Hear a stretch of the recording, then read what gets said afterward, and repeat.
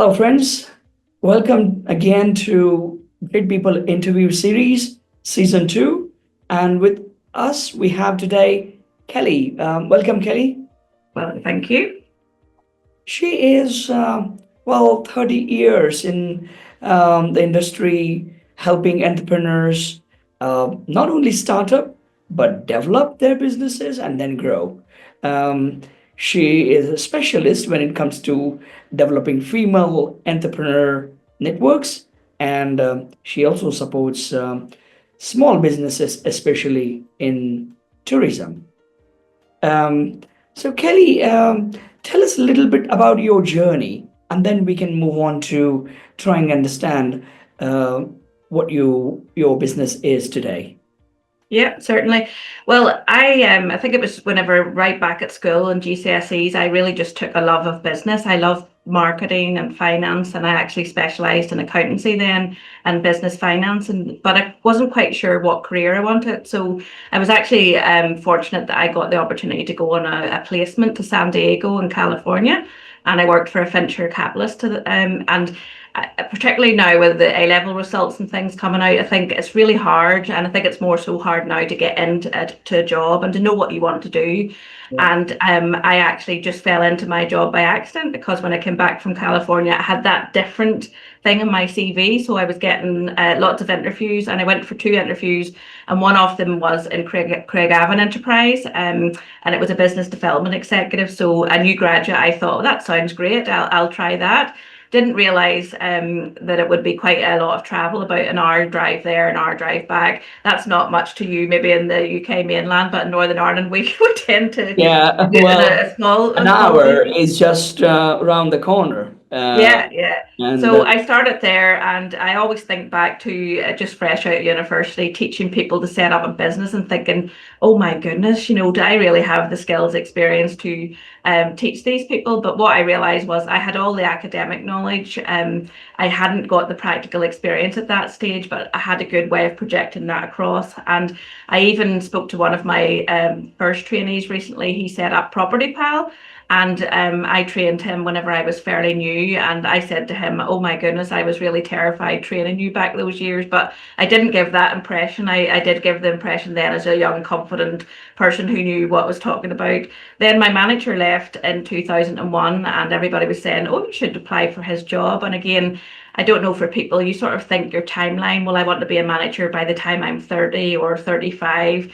I was only about 27, and I thought, well, I might as well, I'll apply for the job. And I got his job, and I've been wow, general manager, chief executive now for 23 years. wow, that's amazing. I was probably one of the youngest at the time, and probably one of the oldest now, but I think my thing is to actually go into a job that you have a passion for. And as I say, my job, I still love going to work. It's still about business and helping people.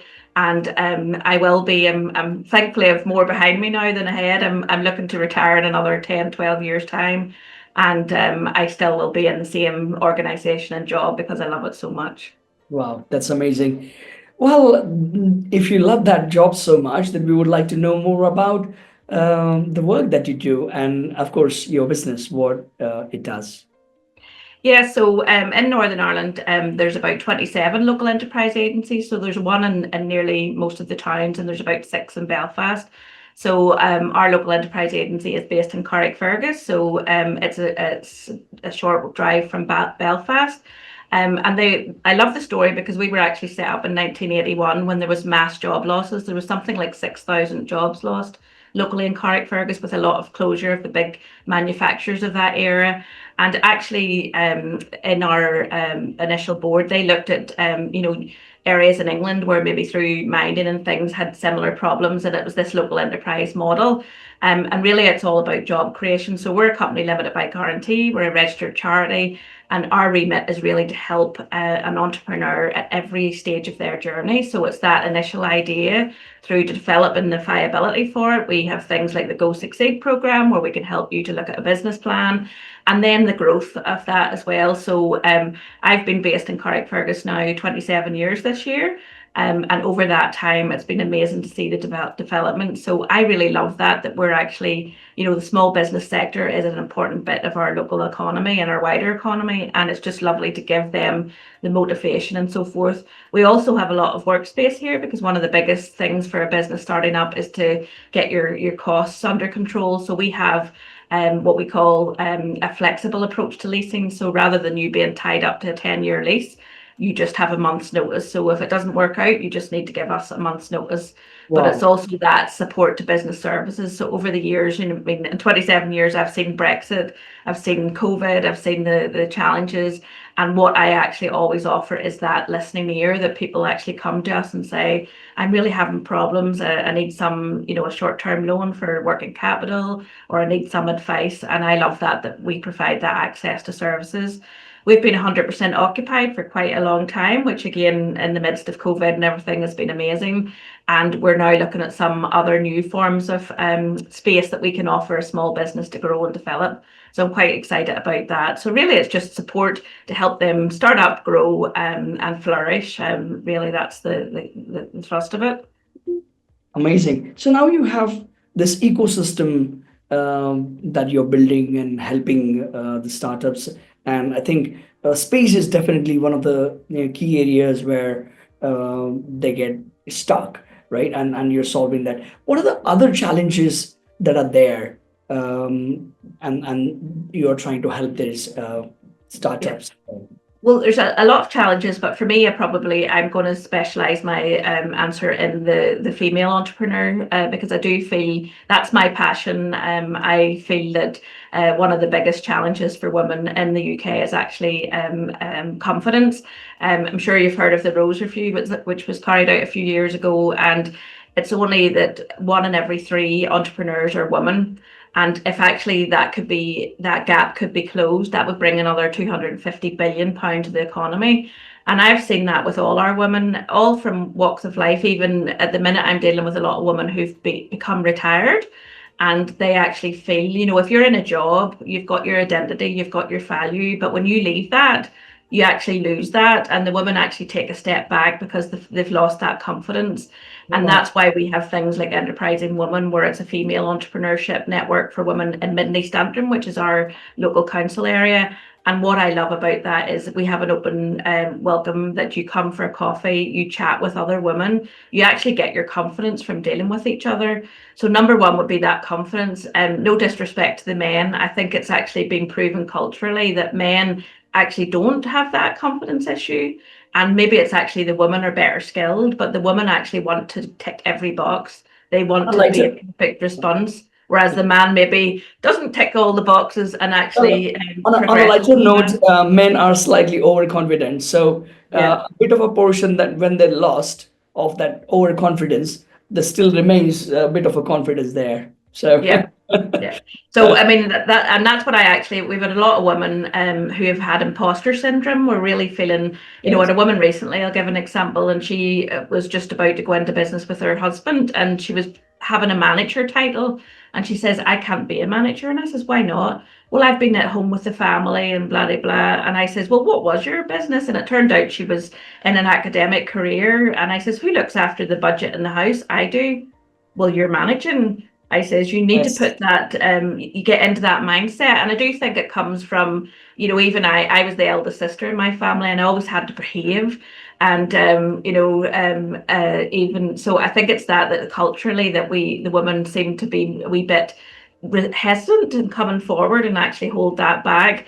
The other big barrier that I feel is important is childcare. The UK is actually one of the most expensive childcare provisions in the world, and particularly Northern Ireland is a step behind that again. That childcare is really quite expensive, and a lot of women actually have to decide: do they have to reduce their hours? Do they have to give up work? Because of that childcare issue. Not even just childcare, I suppose it's that whole caring responsibility. Because again, a lot of women that I've had recently have elderly parents. And yeah. again, it's that, visiting them around, and as I say, I think those are the two big areas, particularly for the women entrepreneurs that I deal with, is the confidence issue and childcare. confidence is probably easier to come around. The childcare has a lot to, but there is lobbies and things with the government because people are actually having to choose between having their children and staying at home or having a career. So I did find that difficult myself, even not as a entrepreneur, but as a chief executive, balancing that at times was difficult. Yeah, slightly different question. Now that you have seen and you have been supporting so many startup businesses, um, some obviously could succeed and some couldn't. Um, so those who did succeed, what do you think was, if we are to draw a conclusion or commonality, what made them succeed? Well, for me, I've looked back. If you can appreciate, in 30 years, I've seen lots of entrepreneurs, and some of those are still about today. And they always come in and say, "You'll not remember me, but such and such." And I says, "No, I do remember you. I remember everybody that I've dealt with over the time." And for me, what sticks out is the biggest reason for success is to have that passion. You can't run a successful business if you don't have a passion for that service or that business, because that's actually the central core of your success, and that you're providing that passion in your service delivery, you're providing that passion in the brand. So for me, the most successful have known that business inside out, but also respond to change, because again, over the years you might have economic factors. We had things like COVID that maybe it's never been in the book how to perform in that, but I think for me it's having that flexibility, that you're not providing the same service the whole time, that you're actually pivoting it and actually providing a better service and listening to your customers. I think that's important too, is actually ask them what they want, get their feedback, and just make that bigger. So I think for me, you definitely have to have the passion. The other thing which I would advocate is to have a business plan. Through programs like Go Succeed, we can help you with that. And by business plan, we don't mean a 30-page document. You can have a business plan on an A4 page, but you have to have some plan. And for me, it's like whenever I drove to Fermanagh the weekend and I had the sat nav and I'm putting where I want to go and where I am. I think in business you need that as well. What is your objectives? And that again will come out the passion for your business, and then how are you going to do it? And what will that look like? And what regulations and things do you have to have? And then the finance, because I've had a few odd business cases over the years where it hasn't succeeded. And it didn't succeed because they had underestimated the market value. They thought there was more customers than there were, or again, even the cost didn't add up. Particularly it's quite challenging in the area that I live in, Carrickfergus, with town centre development. We have I'm actually on a partnership at the minute that's looking at that town centre generation. But it's very difficult to get that model right, because you need to get the customers, the footfall, you need to control your costs and things. So as I say, for me, it would be passion followed by the business plan and getting the finance right. And also then that flexibility would be my other thing, that you have to adapt. I actually had a business came through and says recently, I was with you 15 years ago. I've done really, really well, but I've hit a little blip in my business. And I love actually that people come back to me after 15 years. They don't go to the bank manager, they come to me. And that's actually, I think, is a good point. But I sit down with them, I listen with them. And what we found was that person had a little bit of a blip, but also their business was impacted by COVID, because a lot of things, maybe luxuries, people weren't buying. So she had to decide, did she want to go back into back into employment, or to look at her business. I love the term, and I say people to that now, it's reimagining your business. Your business can't be the same as it was pre-COVID. You have to look at it. But there's opportunities out there as well. I also, that woman had been a member of Enterprising Women, but she never came to an event because she was so busy.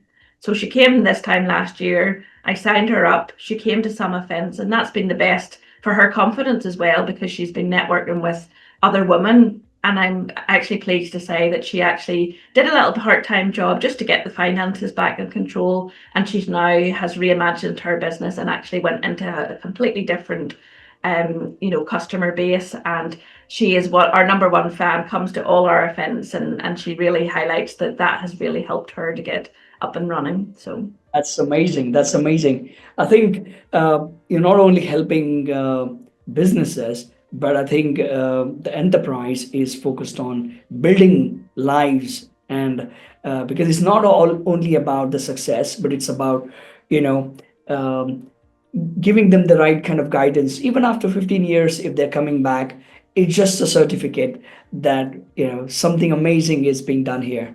So, Yeah. It's just sometimes listening to the person because they maybe know what they want to do, but they just want a soundboard.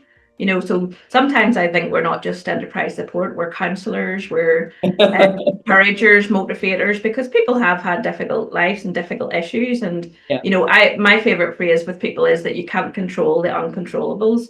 You yeah, couldn't control the impact of COVID. yeah, So do not, but a lot of that particular woman took that as, she felt that was a weakness that she wasn't able to, and I says that is not a weakness. You cannot control that. But what you can do now is actually look at 15 years of business. Do I want to continue in that? And it's that little handhold and support that maybe gets them up and running again. So I do enjoy that. I think one of my skills is listening to people and being empathetic and understanding, so I think that's important too. fantastic. Well, uh, those businesses who, as I said, it can't be pre-COVID. Post-COVID, everything is going online, digitalized, to some extent AI based, and so on. So those businesses who have been doing okay, and then probably uh, post-COVID, they might have some newer opportunities, but then they need the technology, the understanding of the software, and developing that and all that. So, how do you help the entrepreneurs who are non technical, but their ideas are essentially going to need technology backbone? Yeah, well, I think are very much we're the sort of the signposter or the gatekeeper. So whenever we any client that comes in, I would listen to them what their needs are, and then we would refer them to particular forms of support. Like for instance, at the minute there's the Digital Transformation Fund where there is funding available to look at those technologies, whether it's maybe improving processes or even things like your renewable energies and things. So I suppose our job is really to help them to look at what's appropriate. But what I find is actually it varies so much, and I think it's a generational thing. Like my teenage daughter is 17, and I have to ask her how to do certain things on my phone. And I find my mother in her 70s, I'm trying to explain to her how to work stuff, and it's not the same. And we do find that a lot of our businesses, maybe say a woman in her 60s who is very poor at maybe using something simple as Microsoft Office or a printer, and that's where we take away all that. There's no hierarchy of skills or knowledge that we actually work with them. And actually I think the biggest thing again is confidence, is actually giving them the confidence to try. And we find a lot of people maybe go on a course, they learn the skills, but they come back to their business and they still can't implement it because there's a fear there. So Yes. again, what we do is that very much that one-to-one mentoring where we would sit down with the person quite often in their kitchen, showing them how to do something on Facebook or, a printer problem and things. So I suppose for us, it's given them that hand-holding support to navigate all. There is lots of support out there, but for a small business, sometimes it can be a bit overwhelming because you're not quite sure what's appropriate for you. So I think that's our job, is very much to say, look, I think you should consider this, and also help them to apply for it and so forth. I think funny, I attended a course earlier this week on AI because it's one of those things. Do you embrace it or do you not? And I'm trying to show our businesses that it's a framework there. So whatever you're looking at, provide that as a framework for your structure. So if you're wanting a social media post, to get that as the framework, but just don't copy what it says, write it into your own words and Yeah. things. So again, I think it's that, and for the first time, Funny Enterprising Women this year, we're going to be doing an AI workshop, because I think a lot of people are curious about it, but there's Yeah. still that fear factor, but I do think it's here. It's not going to go away. And I think we have to embrace it as best we can for our business. I didn't use it till about a year ago, and it actually helped me with a project that we had. And I think it's really not to take away from that human touch, but to actually help, more efficiency and things. So we would help people to be confident in those areas. So I think that's our greatest role. Fantastic. And since you're also supporting businesses in, especially in tourism, um, just wanted to understand because a lot of people, well, everything is online, and when it comes to tourism, digital marketing plays a very important role. But a lot of people think digital marketing is just putting stuff on social media and few things here and there. I think digital marketing is much deeper, and it can have a massive impact on how things evolve, especially in the domain of tourism. What's your view? Are the people in your area or your town, do you think they're using digital marketing to its full potential? No, definitely not, because again, one of my specialisms, as I explained, was tourism. I've always helped small business, but probably about the last 10 years, I've specifically been looking at funding to bring initiatives to tourism businesses in the area. We had a number of what we call coastal tourism hubs. On where I live, we're on the Causeway Coastal Route, one of the greatest drives in the world. But what we found was that a lot of people were afraid of this online element. They says, now we're going back 10 years, they'd say, oh, I'm not online, because they just telephone. But all the big organisations like Tourism Northern Ireland, etc., are telling you that if you're not online, the visitor will not see you. Because again, I'm even guilty of that myself. I think because I work all week, I don't want to lift the telephone to book a restaurant or to book a holiday. I want to be able to do that online. So again, back to confidence, is giving those businesses the confidence to do that. But what they don't realise is the potential of digital marketing, because again, you see influencers, you see, Tourism Ireland and Tourism Northern Ireland get behind those big campaigns that are out amongst the world. The one at the minute is the slow tourism, because again, in Northern Ireland and Ireland, we take things a little bit easy. It's not the busy life. So they're actually using that as a marketing hook to actually say, about slow tourism, take your time through these areas and things. So if you get behind that in your digital marketing and use those hashtags and those things that Tourism Ireland are using, then that opens up your visibility to the visitor. And what I found is, I think our businesses learn from each other. Some of them are really good, so they go on the courses and they embrace it and they use it and they learn more. Others are, again, aren't quite sure, don't quite get the understanding of it, because you can't just put up one post a week and hope for the best. It's about engaging those conversations. Again, if you're in tourism, you've got beautiful locations, scenery. The visitors want to get behind the experience, so they want to drink whiskey in a local pub by the fire. They want to, we've tourism businesses over here where it's actually visiting a farm with sheep and all the rest. So the visitor wants to see those experiences. So even Carrick Enterprise herself, we've been using a digital marketing company for about a year, and I've learned so much, because I'm sort of think, well, our business is not really very exciting. It's not like a tourism business. But what I realize is that people buy from people. The most successful post that I've had is by myself engaging, or a photograph of our clients and things. But we're not just doing it for the sake of doing it. You're doing it to get your audience up, to look at all the algorithms in behind it. But you have to post frequently, and that's what we're learning to do. So again, through our initiatives like Enterprising Women, we would do things like video and photography, because again, a lot of people who aren't successful, their photographs are very poor, or their video skills are poor. So again, we're providing those with the tools to actually do that. So some of our successful businesses have actually got the confidence to use video to showcase their products.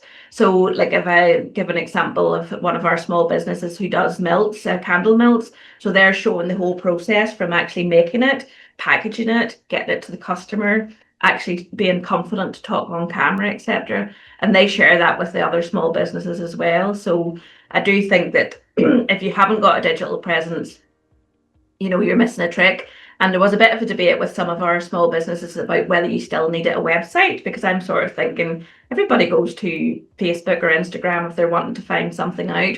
But what I found is that you need that website as well to provide the credibility that you can actually, you find out about it on maybe Facebook, but then you go onto the website to have a little bit more. So it's that credibility and the, what would you say, Yeah. reassurance. These days, the credibility is very important because somebody can just fake something on Facebook and Instagram and take your money. If you have a website, I think that shows that there's a footprint. This is a real business, and I'm happy to pay online. Yeah. Otherwise, somebody can just make it up and it Yeah. will not be. So I think. And I think it's that frequency because, again, like say if you're looking for a hotel and then you go onto the Facebook post and they haven't posted in 3 years, that sort of then again thinks, well, so somebody that's posting continually, and even things like meet the team, it's the actual people. I mean, that's been one of the factors that's been out for Northern Ireland, is that the visitors like the warm welcome. They like that we embrace you, and that we know everybody. You'll come to a hotel and they say, do you know so and so down the road, etc. So it's that personal contact and things which needs to come out through your social media, backed up by your website. Amazing. I think we had wonderful conversations. There were so many insights for the people listening to this, and of course, those startups, and especially the local businesses in your area will definitely benefit from this interview. Um, since we have some time constraint, we probably want to have the last question. What's your vision or purpose for life? Oh, that's a bit deep in Yes, it is. Sorry. Well, I think for me, my vision is to have a happy life. I've had a difficult life. Not wanting to get the violence out, but I lost my father when I was 5. I've been through a difficult divorce. I've now got a teenager who has had poor mental health for 4 years. And what I've learned is that I love my work, but life is important as well, and life is short.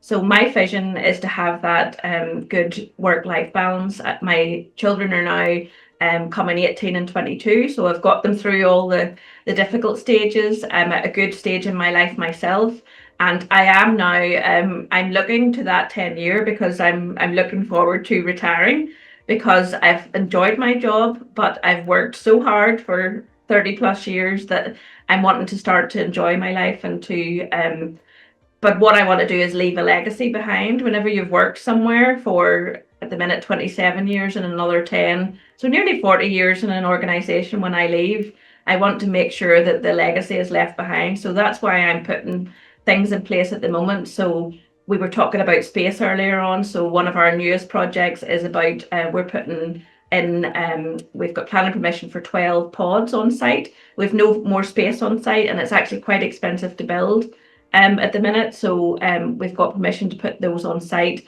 and those would be a small space for startups, for artisans, for professional services.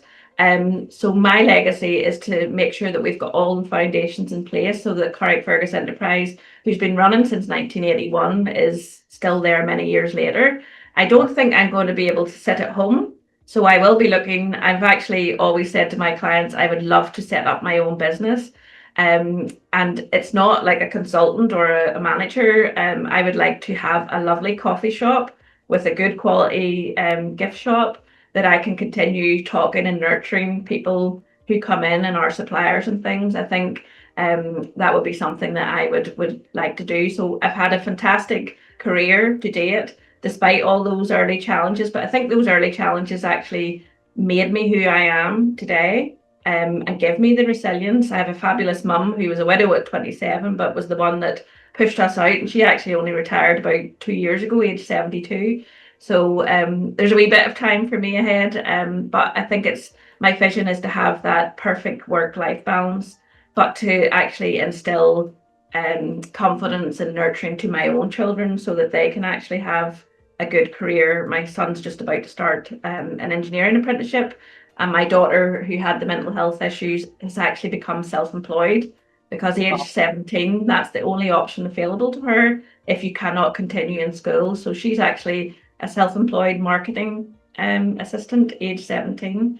So Wow. for me, that's been my most success. And going forward, I just want them to be really happy people to enjoy life, but to have a career that they actually love getting up. I mean, I don't dread a Monday morning. I love to get in, even if you have challenges. I've got some challenges every now and again that really challenge you, but that's what I love. I wouldn't like that I would have a boring job. I want that to continue to be challenged, to look at things. I think for me, I'm an ideas person. I can't sit still. I'm always looking at what's the next opportunity. And again, I talk to my customers, I talk to clients. I'm looking actually to perhaps do something around mental health, because I think it is a big issue in Northern Ireland and the UK, that resources are just stretched, and I've had to support my daughter personally through a lot of the challenges. And I do feel that through enterprise, we could offer that space, where you could actually look at developing your skills, but in an enterprise setting. So for me, it's having that perfect life balance and to retire in about 10 to 12 years' time. Brilliant. Well, the talk was so insightful, and I must say, Kelly, you are truly an inspiration. Thank you so much for your time. Thank you. Thank you. Bye bye.